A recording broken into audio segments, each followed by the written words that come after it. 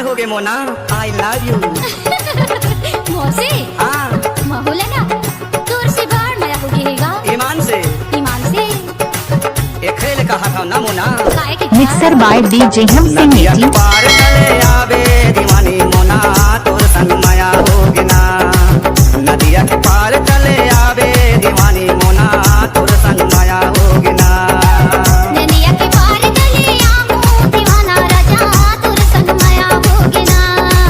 नदिया के पार चले आऊं दीवाना राजा, तोर संग माया होगी ना। माया होगी ना, प्यार होगी ना, माया होगी ना। आई का होगे तोर संग प्यार हो गए मोना। अरे चप्पल मार। नदिया के पार चले आवे दीवानी मोना, तोर संग माया होगी ना।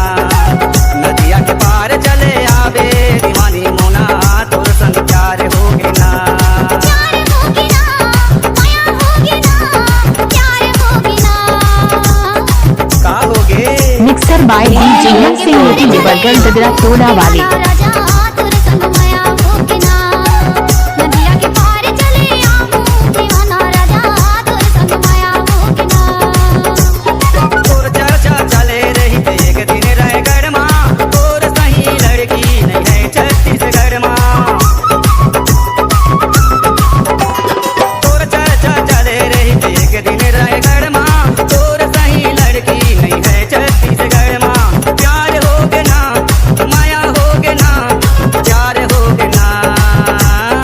आई का होगे तोर संग प्यार हो गए मोना, आई लव यू।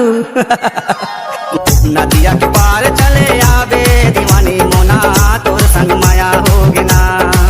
नदिया के पार चले मिक्सर बाय डीजे हम सिंह जी बरगल ददरा टोला वाले।